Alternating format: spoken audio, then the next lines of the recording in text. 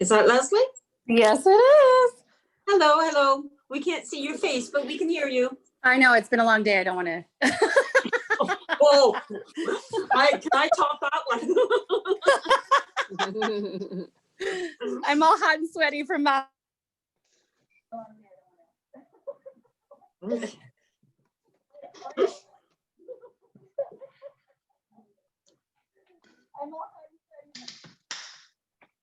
Oh, you're a little muffled now, Leslie. Just. Oh. There we go. Can you hear me? Yep. Yeah. Okay. Perfect. Are we all set to go, Matthew? Yes. Okay. Well, welcome everyone to the Planning Advisory Committee meeting of September 10th, 2020. We will call the meeting to order, it being 5:03. And if I could have somebody approve the agenda, if I could, please. Sure. Thank you, Leanne. Second by Leslie, thank you. Any declarations of interest around the table? Not seeing anything, so moving on to number 4 of the agenda, which is the minutes of the previous meeting. Recommendation that the Planning Advisory Committee minutes dated June 24th, 2020 be accepted as presented. I'm sure everybody had a chance to read over those minutes. If I could have somebody approve them, that'd be great. Thank you, Leanne. Second by Jim. Thank you. And we're on to the meat of the agenda here. We have 4 community improvement program requests on the agenda today. And moving forward with the first one, it's report 04-2020. And the recommendation being that the Planning Advisory Committee approve the CIP applications for 146, 148 King Street West. Could I have somebody move that for discussion purposes, please? Leanne, second by Jim, thank you. And with that, if I could get Dana, if you're all set to go to give us some highlights on that, that would be awesome. Thank you, Chair Jansman. Yes, so we have a request for funding before you for 146, 148 King Street West. The owner just recently purchased this property and he's planning on some significant renovations. So he has applied for all aspects of the program. He's planning on turning the commercial space into a coin laundry, and he's going to add an apartment to the rear of the property on the ground level, as well as renovate the upper property. So it'll be great. We'll have some new residential options, as well as a new commercial entity in the downtown.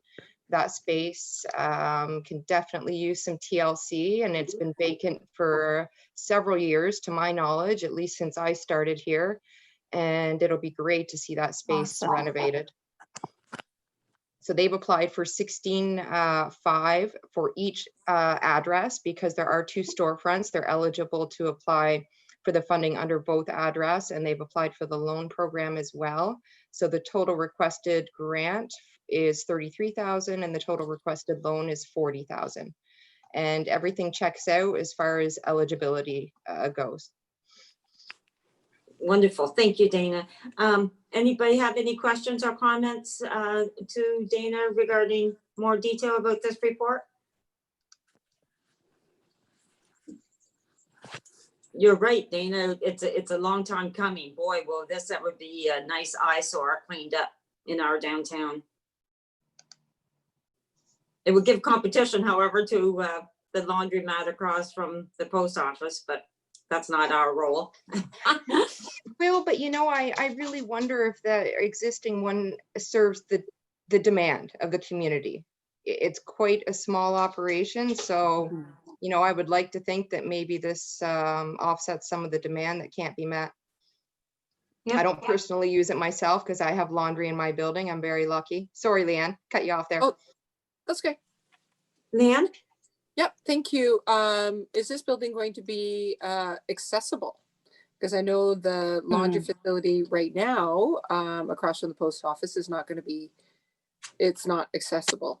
So that's, good you question. know, that would be a really good key asset to the coin laundry. If So I could, Sorry, Yep, go go ahead. ahead. Dana, I was just saying, in your report, they are applying per address of accessibility grant of 5,000. So that Nice. suggests that they are going to utilize it. Sorry, I must have missed that. Thank No, you. that's okay. Yeah. Were you going to add to that, Dana? No, that was exactly what I was going to say verbatim. Great. Oh, Leslie, you don't look bad at all. Ah! It's a double chin. I hate these things. Okay, if anybody else doesn't have any other questions or concerns or comments for this report, I'd call. Just a really quick comment. I think Sure. Sorry, Madam Chair, just wanted to compliment the owners on this. This is a good one because as you said, I mean, I think we've all driven by there and seen how it's deteriorated in the last year or so. And it's really good to see the investment. The only comment I would make, and it's not a negative, but it's a significant amount of money for the two addresses again. So it's, you know, we've got the money in the budget for it, but it is a significant amount for a smaller, smaller building down there. And I look at that and I don't blame, I'm not blaming the person for applying for it and us for offering it. I just wonder if maybe we've talked about fine tuning this at different times. And I think, you know, with some of the more challenging buildings down there, maybe we do have to look at pushing the envelope a little bit and allowing for greater funding in some instances, because I say these are both, it's a fairly small building downtown. It's two addresses, but it's a fairly small building overall compared to some of the other big projects that are hopefully on tap down there. Some of the larger brick buildings with, you know, many stories. So maybe it's just something to kind of tuck away as a reminder that when we do kind of relook at the program, maybe we might want to look at upping some of the limits for some of these projects, because I think we probably have a better chance of getting some of them done if we even re-upped, really expanded look at the maximums for the interest-free loans even, or something like that. But I just put it out there as something we might want to think about. But otherwise, no, fantastic to see so much interest. And I don't know if this has got anything to do with the apartment building coming across the street, but the new residences downtown and the other new apartments that Ashley Davies is putting in. It's more people down there, so it is going to push more businesses like this, and hopefully more commercial stores as well, with the addition of all those customers to the downtown. So great stuff. I'm just, as I'm sure Dana is too, Mary Todd, I'm just doing a running list, just scribbles of everything we've always mentioned in the last year or so, of when we go to redo this, what we don't want to forget. So, but the difference between you and me, like, you think so much bigger than me, because I put almost just the opposite, an overall cap, like, you know what I mean? So there you have it. But that's certainly, for discussion too. And we have mentioned too, just having some kind of a time limit is key too, like not to have, like, not to utilize the money and then just change the nature of it within, you know, a certain amount of time. So anyway, I'm sure Dana's making much better notes than I am, but that's a good point. Thank you. Okay. Again, if nobody else has any comments, all in favor to this 04/2020, sorry, Councilor Burton? Oh, no, all in favor? Okay, all in favor, sorry. Yes? Good, Yep. thank you. Okay, moving along here to 05/2020, and it's regarding the 186 King Street, AKA Boomers, that the Planning Advisory Committee approved the Community Improvement Program application for 186 King Street West. Can I have somebody move that, please? Thank you, Leslie. Second by Brett. Thank you. And again, Dana, if I could give you the floor on that. Thank you, Chair Jansman. Yes, so we have another, this is once again a large application applying for all categories. I'm sure most of you are familiar with Boomers Bar and Restaurant, long-standing operation, was recently sold to a new owner, and he's engaging in some pretty extensive renovations to the property, going to be making a lot of improvements both to the commercial as well as residential areas. In fact, he started already on some of the most significant, and he's discovered he's going to have to invest quite a bit more than originally expected, which is sometimes the case with these old buildings, unfortunately. But it will be a significant renovation that not only is going to improve the aesthetic, but will significantly upgrade the safety of the building as well. So I'm very pleased to see that, as well as the exterior facade improvements that are going to come with it. They're very excited. They've got some great ideas. And to be honest with you, they're already looking at other properties in the community too. It looks like they really want to invest in Prescott. And I think this is a great example of that. I can tell you their permit is for almost $500,000 for the building. So this funding will just be really a drop in the bucket as far as the overall investment. And it's great to see. That's awesome. Wow, that's great. Thank you, Dana. Really, you have to feel just bad for them because it was possibly the worst timing ever to buy a business, and they don't seem to have 1 ounce of remorse about it. So yay. So who doesn't love boomers, right? So just one question first before I give it to the floor, Dana, is there's no issue because some of the work has been done. There's no issue with the application having that time frame of work has to be done within a certain amount of time before application? No, I don't have any concerns about them completing the work, at least for grant purposes. They have up to a year. And, I think we're open. I would hope that we would be open as a committee if there is an issue of timing that they could come back to us and request an extension. That is provided as an option in the actual grant program. Wonderful. Good to know. Okay. A good reminder. I mean, anyone else having comments or questions or concerns for Dana about this file? Leanne? Just a comment, actually. Ken and I always go to Boomers for wings, and they've really churched up their menu over the last little bit, and they're trying new things and doing some different events and stuff. So definitely supporting this application tonight is fantastic. That they're so energetic and so inspiring to want to create different opportunities in the restaurant / bar. So really looking forward to seeing the new renovations and stuff. So, and apparently they're doing a patio in the back too, making a little patio in the back. Sweet. So, yeah. So it's not going to be a big one, but Yeah. it's patio in the back is patio. So That's yeah, right. So anyway, exactly. really nice. Thank you. Thank you. Mayor Todd? Thanks again, Madam Chair. Just I want to echo what Leanne was saying, and just the one comment though in terms of patio in the back. I don't know if anyone's really talked to Pierre about the idea of a patio in the front, but they do have some room there depending on how they renovate the front of the building as well. And I know it was suggested, an online suggestion I saw that was given to Pierre about having like a retractable front opening there, so you can actually have a patio that's both indoor, sort of an indoor-outdoor approach. And if there's anything we need to look at there in terms of zoning and how that impacts on the sidewalk, it'd be nice to have that conversation with them, because that could be a huge asset to the downtown overall and part of the renovation. So if there's anything we can offer there, I just mention it to Matt and Dana that maybe a building department or someone could just reach out and just try to work with them on that if they're looking at it, because that would really be a big boost to the downtown, especially as we don't know how long this COVID thing is going to go on, and people aren't going to be still aren't very eager to go indoors, of course. So anybody that can add patio spaces, that's at a premium now, and even in the winter time, I think it could be a hit, especially with outdoor heaters added. So no, just a great project though, and again, it just shows how we're helping out with development in town. And we've thrown some dollars at it, and we've got developers coming back with massive projects that are really showing how we're like, this seed money is really it's done tremendous growth out of just these small seeds.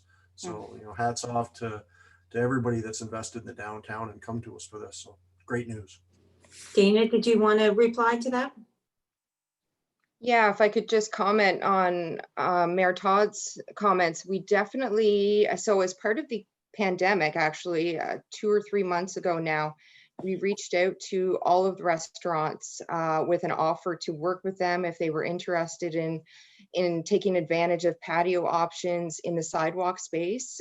We didn't receive a whole lot of uptake to date. I know Bobby's is still looking at something possibly in the back. Nick's is looking at something on site, and Pierre did express interest, just the timing wasn't right for them. So I'll definitely follow up with them, and anything that we can do to facilitate it.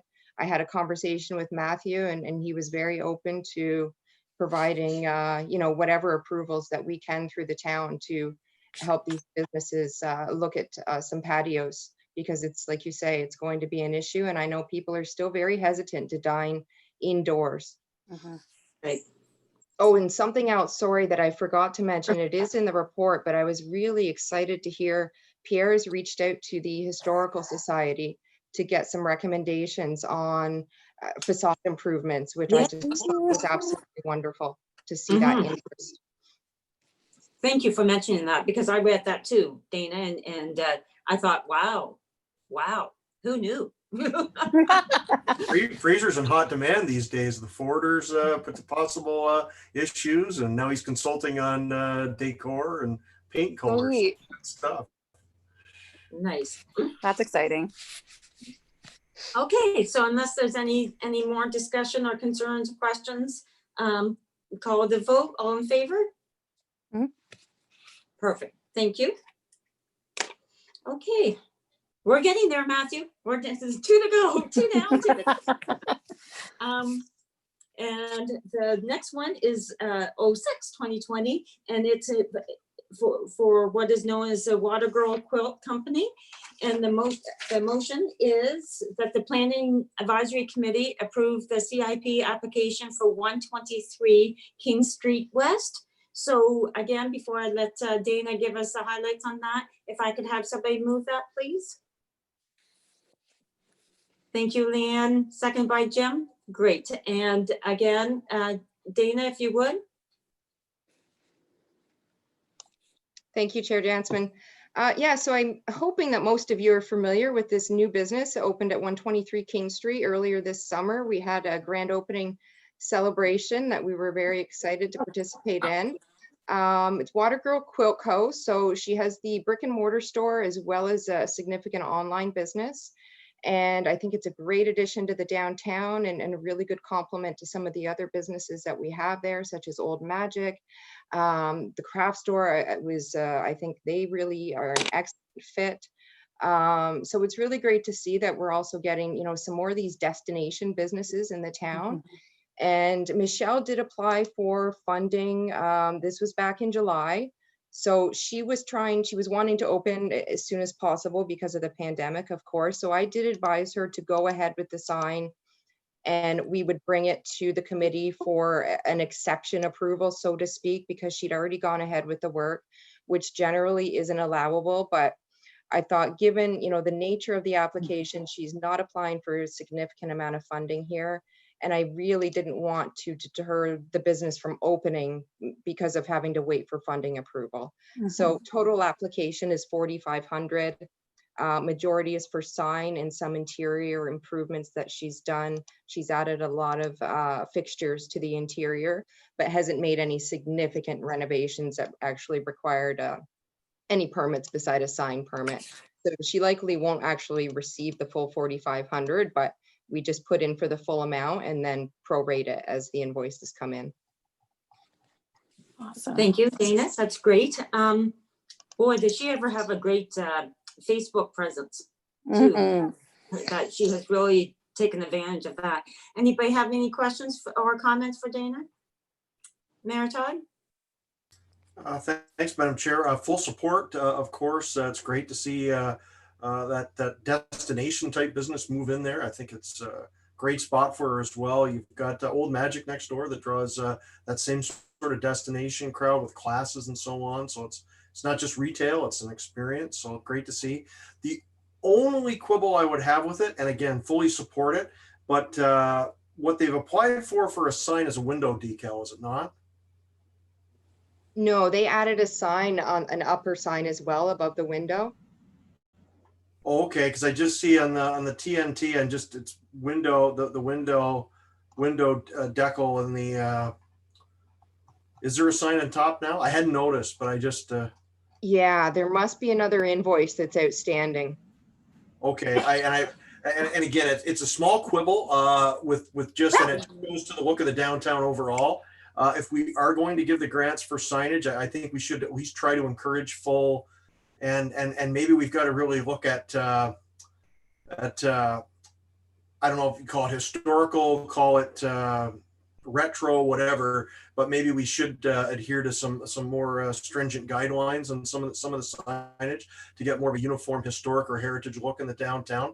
We do have a pretty disparate collection of sign designs down there, and it is something we've taken some criticism for in the past. And as much as I encourage any sort of development, I'd hate turn anybody away because they've got an idea of a sign that doesn't quite fit with their guidelines. At the same time, we are trying to build up the overall look of the downtown. We've talked about streetscaping at BIA. We've talked about it at council as recently as the other night. So it's just something, again, to kind of maybe keep on the file for when we revisit the program itself, because we've got some really nice looking signs downtown, and we've got some that are a little more utilitarian. So, and if there's a way we have to throw a couple more bucks into it to encourage people to get a more heritage appropriate sign, I think it would, I think it'd be a good use of our dollars when it comes to rejuvenating the look of the downtown. But that was my only note. So Dana, yeah, sorry if I missed the installation of a sign up above that. That sounds fantastic. So very, very happy to support this. You make a very valid point, though, and it is something that Matthew and I have discussed. We really want to look at revamping the downtown design guidelines and having a lot more specific parameters around signage, lighting, facade, colors, materials, because it is pretty vague right now, and it's really just recommendation based. The new sign bylaw does provide a little bit more framework around the signage. Like at this point, we no longer allow the backlit signs in the community. They need to be the gooseneck overhead style lighting. So we are making subtle enhancements, but I really hope to do a lot more of that through a revised design guidelines document. And the other thing, and this is actually not entirely appropriate here, but I'll note it. Because I meant to mention another other night at council, we do have a lot of people downtown that are signs that are very, very worn out, that are haven't been removed, like the bookstore sign, which I'm really glad to see that there's development happening there imminently. But there's a few areas where the signage is quite inappropriate, out of date, in poor shape, and just something we might want to take a look at some point as well. I know that came up with I think that was mentioned in the BIA meeting a couple of months ago as well, about overall property standards in the downtown with regards to signage and some of the front windows. So it's just something else that we need to take a look at, as well as as people are putting some significant dollars into these buildings. We don't want the odd ones that are a little dilapidated to ruin the look and the value of what people are putting into these buildings like this. So just something to take a look at. But thanks very much, Dana. Okay, thank you, Brett. Anyone else have questions? And I'm glad, thank you, Dana, for just exercising the common sense approach to her particular situation and moving forward with this application. So, okay, with that, all in favor? Great, thank you. And the last one, what Mayor Todd was speaking about signage, and a nice segue for the last one, 07/2020, having to do with Katarina's Coffee Shop. The recommendation that the Planning Advisory Committee approve a CIP application for 513 King Street West. If I could have somebody move that recommendation, please. Thank you, Brett. Second by Leslie. And again, you're up, Dana. You're a popular girl. This one hopefully will be short and sweet. This is another sign application. I'm sure you're all familiar with Katarina's Coffee Shop. So it was taken over by a new management this year, Nicole Hudson, whose family is, they own and operate the Veranda Restaurant at the golf course, if you're wondering if there's a connection there. So she's applied for funding to install new signage. Total application amount is $1,500. The permit fee will only be, I think it's $10 for the sign, so she won't utilize much of the permit fee. I think the sign actually is a great example of, what we're really striving for. It should be attached at the bottom of the application. There was a mock It is. included. And I think they've done a really good job. They're working with MD Signs and Graphics on developing the sign. And as you can see, they did remove the older sign because it was quite rusted. So it's just an empty post there. And they will be improving the post as well as mounting a new sign, which I think is quite lovely, and it should be a nice complement. It's not going to be metal. It's going to be like a raised kind of embossed sign. It should be really Nice. tasteful. Nice. Very good. Questions, concerns, comments? Jim? Thank you, Chair. I was just curious. I know the business usually closes in the winter. Is it going to happen to stay open during the winter? Or is it still going to close? I use it a lot in the summertime, of course, but I'm just curious. Mary Todd, do you have an answer to that? Yeah, not absolutely an absolute confirmation. I've been there quite a bit. I should probably declare conflict on this because I almost have shares in the place now. The nice thing this summer, especially post beach, and I've talked a lot with Mike and over the summer, and Mike Hudson and Nicole and Carl, and they actually are looking at us. We talked about early in the spring about the idea of looking at heaters for the outdoors to be able to continue the patio through the fall. And Mike, as of last week, was looking at some infrared options, something that is affordable and would actually help out with the individual tables. So it's uncertain yet what they may do with that, but the businesses, like they've had a really a smash hit of a summer with everything so warm, and people are still wary, of course, about going indoors. So I think they're going to try to extend that patio season. And the other thing that I'll just note that we ended up referring Katarina's to basically the start of the Digital Main Street program in the area. And they've done some work there. I've talked to Charlie Mino, who's also he took this on as part of his role at Queen's University. He's a prof there with the School of Business. But Charlie's also the commissioner of the St. Lawrence Corridor Economic Development Commission. And anyways, Charlie and his students have been working on some of these projects. And Katarina's was our designation from downtown Prescott, and heard nothing but fantastic things. I talked to Charlie again just the other day about it, and how much that they're helping Nicole out with getting the business online, encouraging digital sales, the ability to use like a Shopify app and call your order in and then just swing over and pick it up. And with the amount of traffic that does just go by there all seasons, there's actually some real potential to grow the business as well. So it's really exciting what they're putting together down there. It's a great example of what a small family business can accomplish even now with COVID, as long as they use all the tools. So hopefully they'll be able to stay open, Jim, but I don't know for sure, but I know they're definitely looking at it and exploring all the options. Thank you. It's good. That's great. And it's actually, I feel, if I may, Chair, that would be a good spot to extend the patio season as well. It is a nice spot there. Yeah. Okay. All in favor? Perfect. Thank you. So I could have mentioned this, I guess, at the approval of the agenda, but under new business, if we could, thank you, Matthew, for supplying that the financial report to do with the CIB program, it being appropriate with 4 new applications here.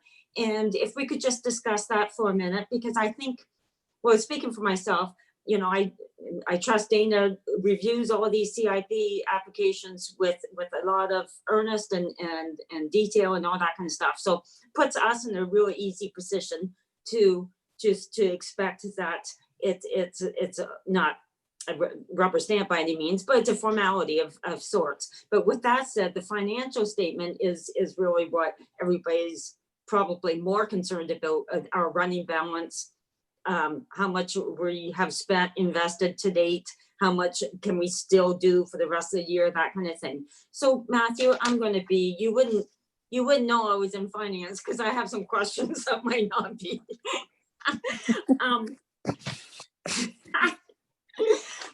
So the first page versus the second page. So I guess the running balance has really only to do with the grants, where the loans is a separate pot. Is that correct? That's correct. So the grant funding that we provide simply goes out the door. So we never see it again. There's no recovery, that sort of thing. So since 2018, with the reserve that we had set up then, along with revitalization funding, downtown Main Street revitalization funding that we received in 2018, and then the vacancy rebate that we've reallocated, as well as 2 top-ups from the overall budget, we've had $306,000 to allocate through CIP. And when you take a look at that, the 2018 grants, we approved a total of $87,000. So far, we've paid out just over $70,000. And there's only 2 grants from 2018 that remain out open, and that's for 436, 438 King Street. And I think we'll follow up next time in terms of where they are in that project, and be able to report that back. But all the other ones are closed for that year. Then when we take a look at 2019, there was a total of $151,000 in grants that were approved. 74,000 have been paid out as of this point.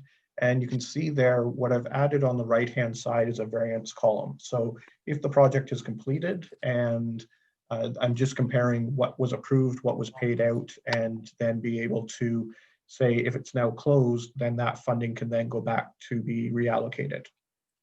So you're seeing in there, in 2018, there was one that was $228 less than the approval amount. And then in 2019, of the 5 or 6 that have closed so far, $6,900 was not required. There was one that was $42 over. I made the executive decision to pay out the $42, and because we had saved in a number of other places as well. And that wasn't the full amount that they could have applied for in that $3,700. So it was just a small difference from that perspective. So total, $7,151 is put back into the pot for reallocation from those that have been completed so far. And so that's when you see down here the $75,000 that remains to be allocated.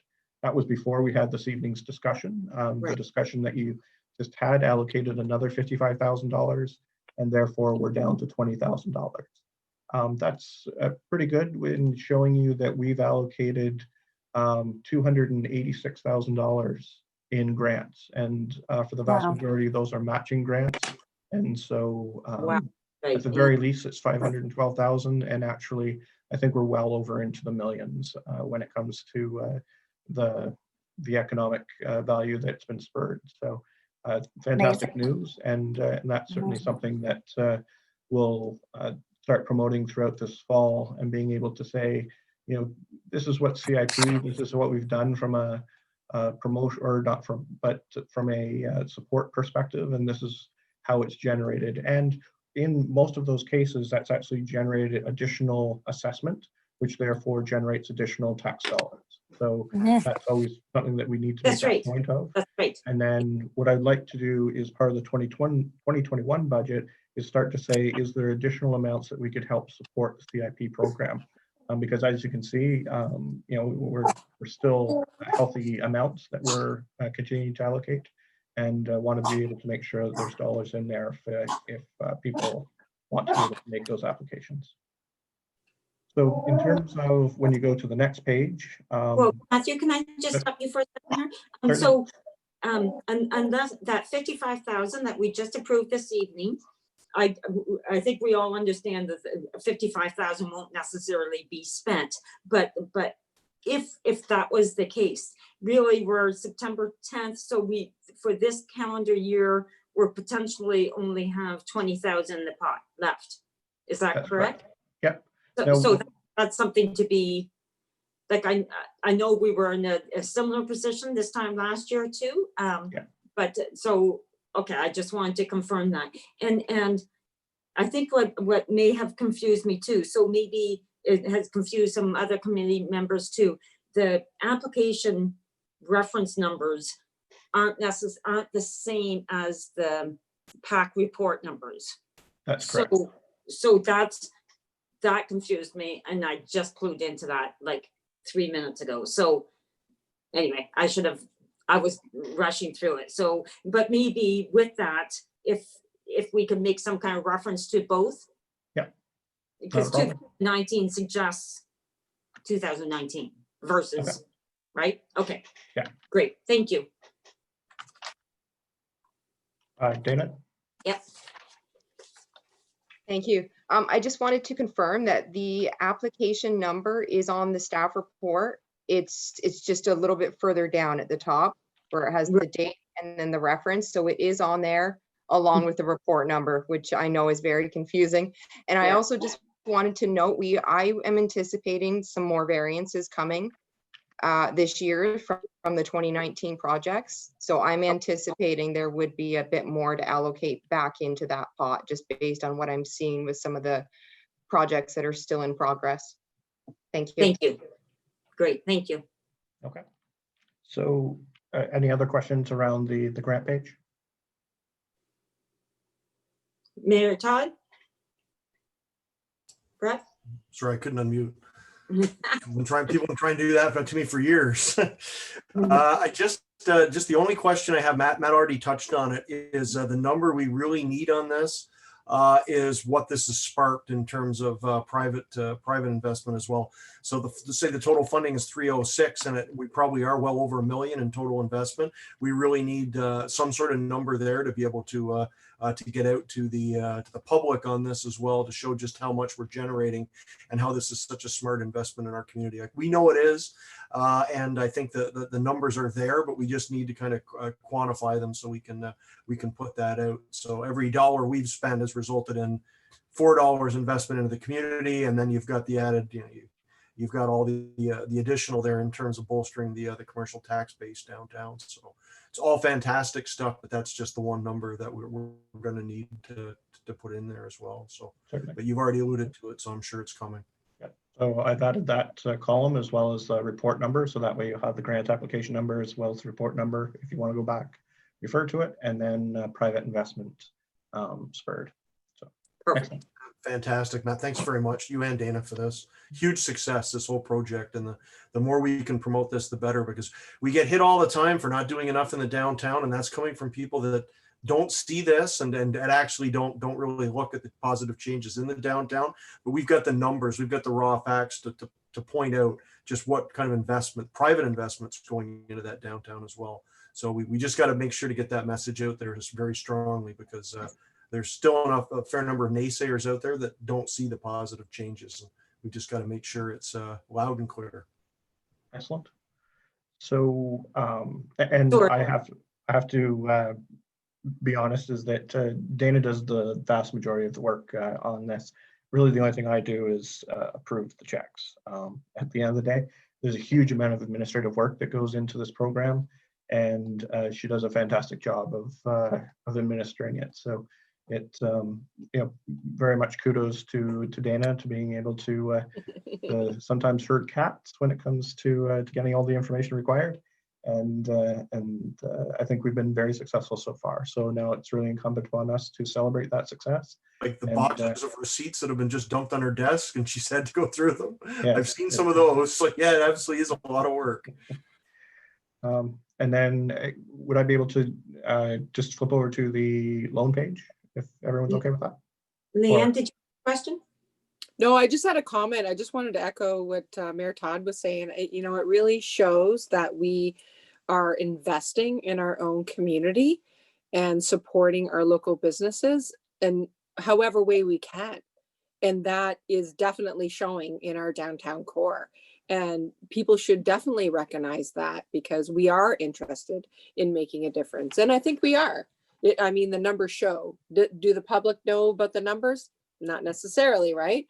but it's going to show in the final product that our businesses are doing improvements in downtown Prescott. So that's encouraging and exciting.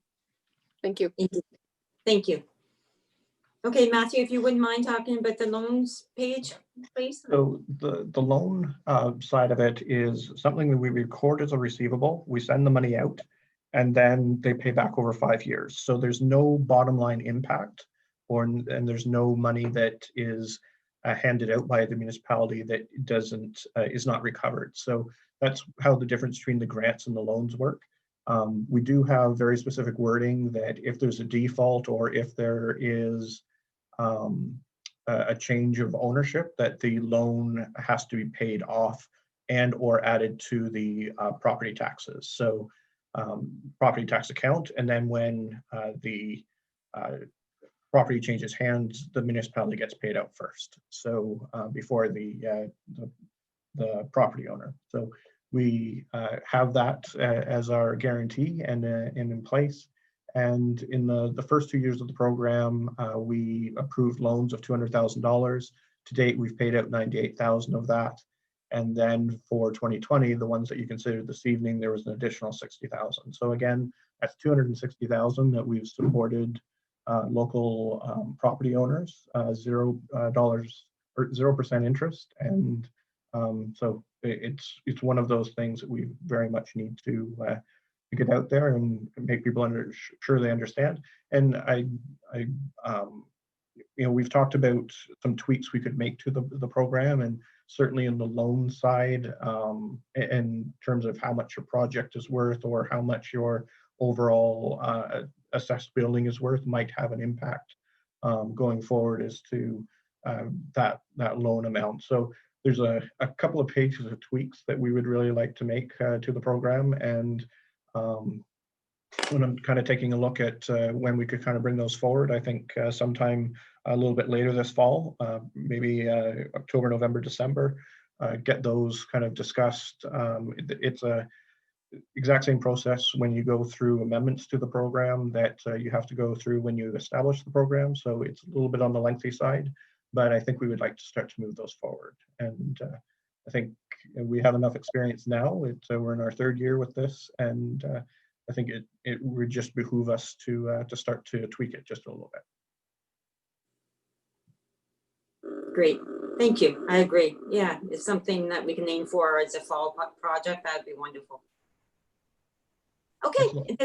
I still can't, and I'm just biting my tongue on this a little bit, but it's so good to see this, like to have all the numbers in front of us and to show how much, because this all started with that vacancy rebate and our decision that once the province allowed us to, we killed the vacancy rebate, and we said all along, we're going to spend even more money on this. We're not taking this as just added taxes. We're going to roll more money out in the street, and we're going to revitalize the downtown.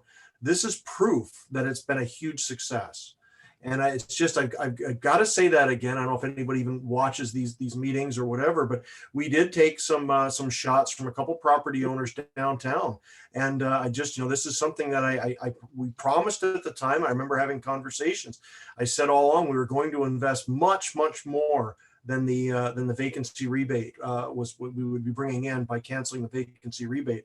And you can really see it here. I mean, hundreds of thousands of dollars, along with hundreds and hundreds of thousands of dollars that have been invested by developers too, in response to this. So I just can't say enough about how much of a success this is. And it all started with that vacancy rebate. And remember, that was a bit of a discussion for a while, because you had a few people, particularly a couple old time property owners in the downtown that didn't quite understand what we were trying to do and didn't support it. And I think we've really proven just what a success this program could be, and that we've put our money where our mouths were. So hats off to staff for administering a great program. And I don't want to break my arm patting ourselves on the back, but we've done a good job as a council and administration overall putting this out there, because I think it's been a big success so far, and it's going to be even bigger as we go forward within the next year with that apartment building going up as well. That's going to spur even more development. So hats off. And it's just, these meetings are incredibly positive. So I'm just kind of stoked about seeing all of it. So I apologize for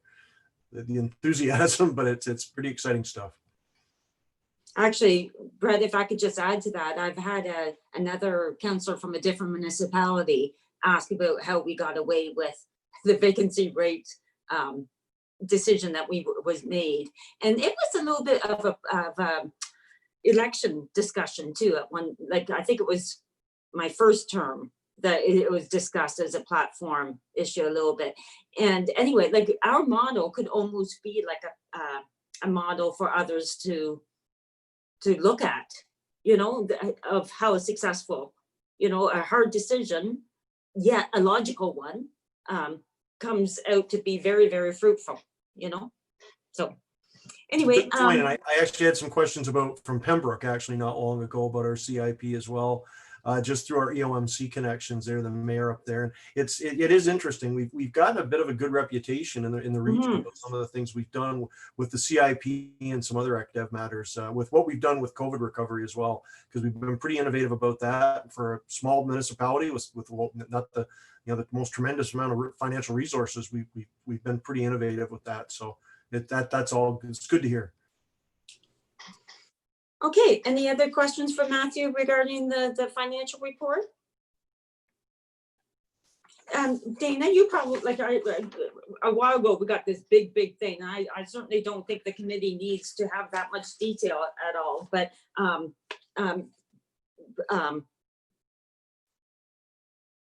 yeah, so I guess now that I can connect application report to whatever. Okay, forget I'm talking. Okay, does anybody else have any, Matthew? So just to clarify, that great big report that Dana, Yeah. and she continues to keep it to this day, is what I'm feeding off of to create the more specific report for the committee. It just because a roll-up. my eyes are getting old and I can't read that small anymore, and so just kind of providing something that we could try and get down to one page. So. Perfect. I kind of clued into that too again. Dana? I don't want to belabor, everyone's encouraging comments, but I do just want to add, in conversation with new property owners, I can tell you the fact that the CIP program is in place and offered by our municipality has really, kind of cinched the decision when it comes to their location. And they have specifically referenced that as being a significant part of their choice of Prescott over other locations, as well as some of the other benefits that we offer. But I do want you to know that I believe it's a strong business attraction tool, and we're seeing a lot of new investment and interest from new property owners as a result, as well as reinvestment from existing property owners. So it's great to see. Great, thank you. Does anyone else have any other items they want to discuss under the new business? Okay, great. With that then, I think it's item number 7, adjournment. So if I could have somebody, I think Brett wants to move that and Leanne seconded it. And thank you very much, everybody, for your time. I know 5 o'clock is an awkward time. So anyway, now you can enjoy your dinner even more. Thanks so much. Have a good night. Thanks, everyone. Thanks, Chair. Thank you. Thanks, everyone.